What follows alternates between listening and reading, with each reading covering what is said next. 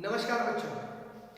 कल की तासिका में हमने वृत्तांत लेखन के बारे में जानकारी हासिल की थी। आज की तासिका में बच्चों हम ऐ सखी नामक अमीर खुसरो जी की लिखित एक मुकरियों का अध्ययन करने वाले हैं। तो मुकरियाँ किसे कहते हैं? सबसे पहले हमें ये जान लेना आवश्यक है। हम हर वक्त क्या करते हैं, कोई भी पाठ पढ़ने से पहले उसकी विधा देखते हैं, उसकी रचना क्या है, इसके बारे में हम जानकारी हासिल करते हैं। तो ये सखी, यह जो विधा है, यह विधा जो है बच्चों, ये नई विधा है और इसका नाम है मुकरियाँ।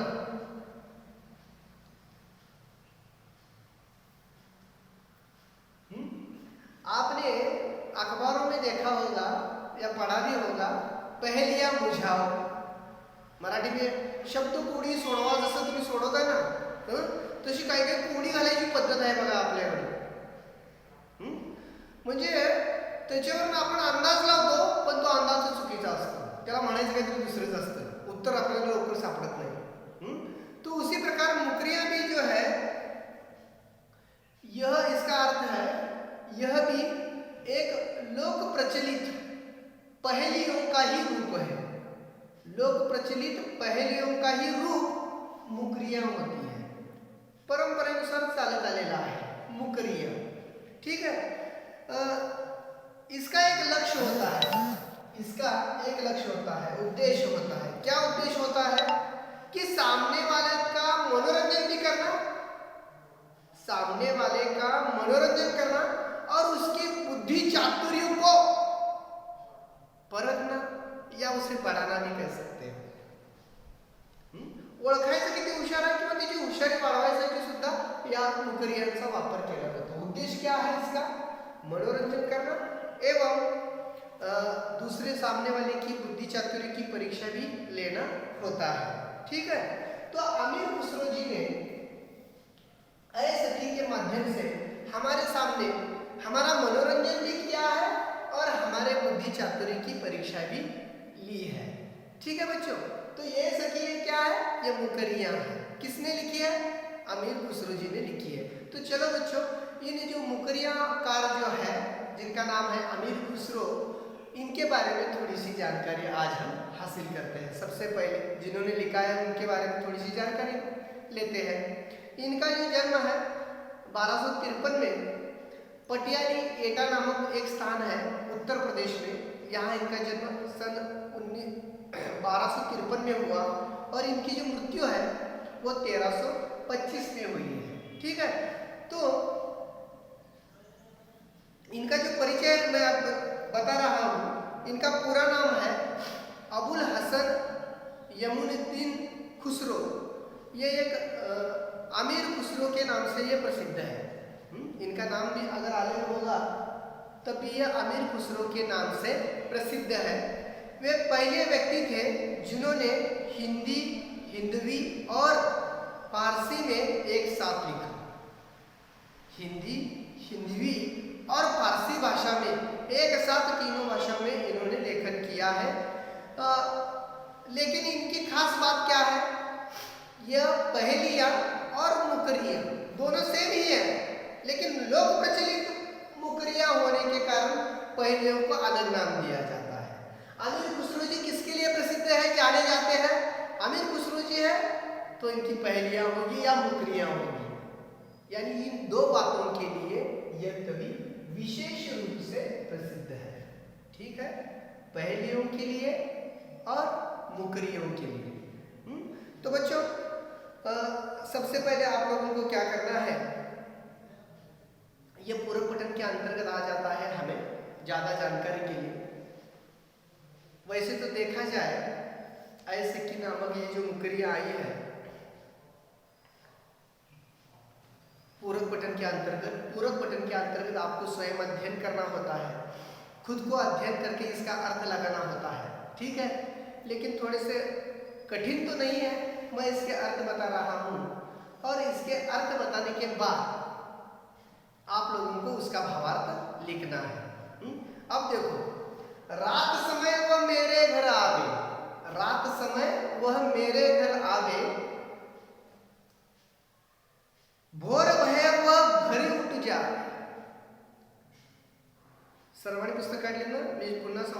ऑनलाईन तास सुरू झाला की पहिल्यांदा काय करायचं, पुस्तक काढायचं. आता पन्ना नंबर किती असणार आहे, 19 पान नंबर काढलेला पाहिजे तुमच्या पुस्तकामध्ये. आणि मी जसे शिकवतोय तसं तुम्ही त्या ओळीवर बोट ठेवायचं आहे. त्याच्यातले कठीण शब्दांचे अर्थ पण सांगेन आणि मी त्याचा भावार्थ पण सांगणार आहे. पहिली या मुझा जाना है ना आपने, वही है. पहले पढ़ता हूँ. रात समय वह मेरे घर आवे, भोर बहे वह घरी उठी जाए. यह अचरज है सबसे न्यारा, ऐ सखी साजन ना सखी तारा. देखो मैं इसका अर्थ बता देता हूँ, देखते हैं आपको भी उसका जवाब आता है क्या. नायिका जो है वो नायिका अपनी सखी से, सखी यानी कि सहेली, हाँ मैत्रीन, नायिका अपनी सखी से कहती है कि रात के समय वह मेरे पास आता है. नायिका अपनी सखी से कहती है जब रात होती है तो वह मेरे पास आता है और सुबह जल्दी तड़के उठकर चला भी जाता है. रात को समय है, रात के वक्त घर में आ जाता है, घर के पास आता है, वह नायिका के पास आता है और सुबह जल्दी उठकर वह चला भी जाता है. यह सबसे अलग ढंग का आश्चर्य है. रात्रीच्या वेळेलाच येतो आणि सकाळी निघून जातो, हे एक वेगळंच आश्चर्य आहे. मग तिची मैत्रीण म्हणते, सखीला म्हणते ती, हे वेगळ्याच प्रकारचं अचरज म्हणजे काय, आश्चर्य. अचरज म्हणजे आश्चर्य. तुम्हाला यातले कठीण शब्द लिहून द्यायचे राहिले, हे वाक्य पूर्ण होते मग लिहून देतो. यह अचरज है सबसे न्यारा. तो कवि कहता है, उसकी सखी पूछती है क्या वह तुम्हारा साजन यानी कि तुम्हारा पति है क्या, जो रात के समय आता है और सुबह जल्दी उठकर काम पर चला जाता है. तो नायिका कहती है नहीं सखी, वह तो तारा है. ना सखी तारा. आकाश में तारे कब आते हैं, रात को तारे आते हैं, रात के वक्त ही आते हैं ना. और जब सुबह होती है तो तारे नहीं होते. तो नायिका ने किस प्रकार अपनी बात रखी है, देखो फिर से एक बार. रात समय वह मेरे घर आवे. आवे इसका मतलब है आना. आवे का मतलब आना. देखिए आवे का मतलब आना और जावे का मतलब जाना. भोर भय, भोर भय म्हणजे सकाळी सकाळी. भोर म्हणजे सकाळ, सुबह, जल्दी सुबह. भोर भय जब सुबह होती है वह घरी उठी जावे. जावे यानी कि जाना, आवे यानी कि आना, जावे यानी कि जाना. यह अचरज है सबसे न्यारा. अचरज, अचरज, अचरज का मतलब है आश्चर्य. हेच आश्चर्य आहे, सबसे न्यारा. न्यारा म्हणजे वेगळा. यह अचरज है सबसे न्यारा, ऐ सखी साजन. ती म्हणते तुझा नवरा आहे का, ना सखी तारा. तुम्हाला अर्थ कळाला ना. रात्रीच्या वेळेला माझ्या घरात माझ्या जवळ येतो, मेरे पास आकर वो बैठता है. नायिका बता रही है सुबह जल्दी उठकर वो चला जाता है. तो उसकी सखी उससे पूछती है क्या वो तुम्हारा पति है. तो वो कहती है मेरा पति नहीं है, ना सखी तारा. कौन आता है, तारा आता है. ठीक है, इसके आगे दूसरी मुकरिया. वह आवे तब शादी होय. आता दुसरं कोड घातलेलं आहे, दुसरी पहिली घातलेली आहे. याला खरं काय म्हणायचं आहे, मुकरिया म्हणायचं आहे. मुकरिया और पहले में थोड़ा सा अंतर है, वो भी उस पर भी हम चर्चा करेंगे. लेकिन ये लोक प्रचलित पहले ही है, फार सा बदल नहीं है. वह आवे तब शादी होय. नायिका क्या होता ते जो ज्या वेळेला तो येतो त्यावेळेला लग्नच होतं. उस दिन दूजा और ना कोय म्हणजे कोणी, दूजा म्हणजे दुसरा. त्या दिवशी दुसरा कशाचा विषयच नसतो, तो आला म्हणजे की लग्न असतंच त्या दिवशी. मग कोण तो आला म्हणजे बघा, माणूस दुसऱ्या गोष्टीचा विचार करायला पाहिजे. वह आवे तब शादी होय, उस दिन दूजा और न कोय. त्या दिवशी दुसऱ्याच्याकडेच बांधकडे. आपण लग्नाच्या दिवशी कोणाकडे लक्ष असतो, नवरा मुलगा आणि नवरी मुलगीकडे. ठीक आहे, त्या दोघांच्याकडेच लक्ष असतं. कसं मीठे लागे वाके बोल. और उस दिन वो जो बोलता है वो सारी बातें मीठी ही लगती है, क्योंकि वो दिन उसका होता है. अय सखी साजन, सखी म्हणत्या नक्की सांगतो म्हणते हे तुझा पतीच आहे, नवराच आहे. ठीक है म्हणते बघा. नायिका कहती है जब वो आता है या उसके आने पर शादी होती है, उस दिन दूसरे किसी की अन्य की कुछ भी बात नहीं होती. उसके सारे स्वर जो होते हैं वह हमें बहुत मीठे लगते हैं. नायिका सखी से पूछती है क्या वह साजन है, आता तर नवरा आहे का. तर ती काय म्हणते बघा, नायिका जवाब देती है ना सखी, ढोल.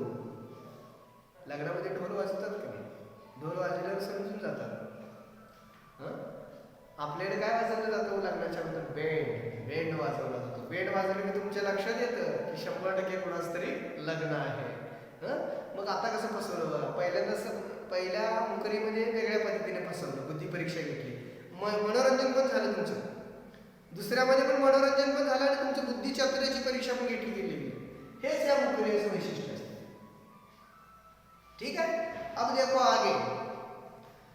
आता तर लई छान आहे, तुम्हाला शिकायला खूप मजा येणार.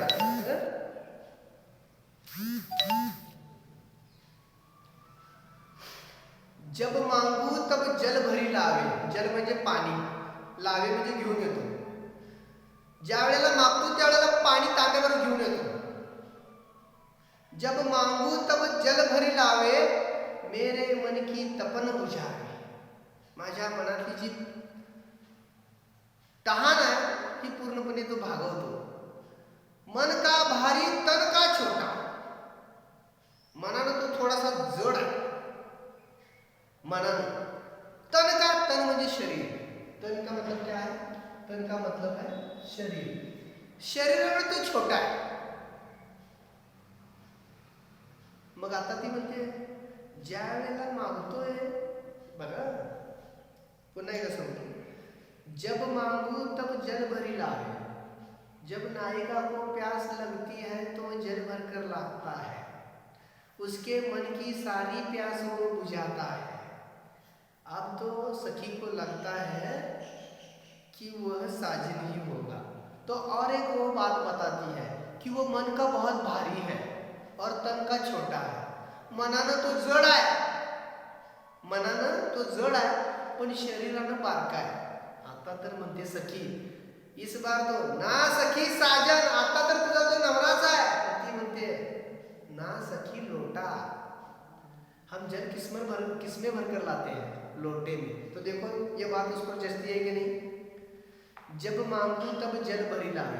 पाणी कोण घेऊन येते, पाणी कशातनं घेऊन येत आहे, लोट्यामधूनच घेऊन येत आहे, तांब्यामधूनच घेऊन येते ना. मेरे मन की तपन बुझावे.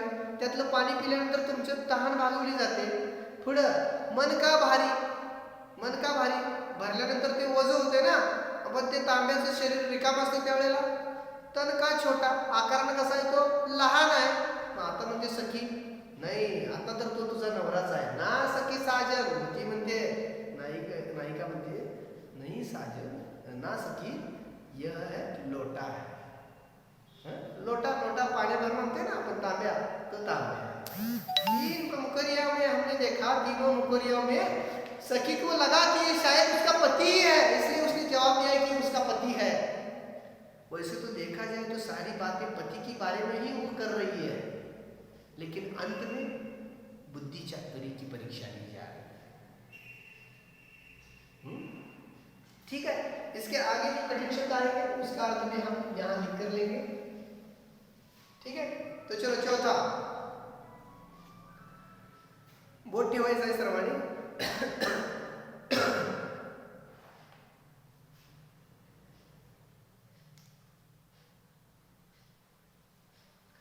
बेर बेर सोवत ही जगावे, ना जागू तो काटे खावे. व्याकुल हुई मैं हक्की बक्की, ऐ सखी साजन. इथपर्यंतच वाचतो. आता यातलं थोडंसं कठीण शब्दाचे अर्थ घेऊया म्हणजे तुम्हाला लगेच लक्षात येईल. बेर बेर सोवत ही जगावे. पहिल्यांदा बघा, बेर बेर, बेर बेर का मतलब है बार बार. लिखो, मैं थोड़ा सा रुकता हूं यहाँ. बेर बेर का मतलब है बार बार.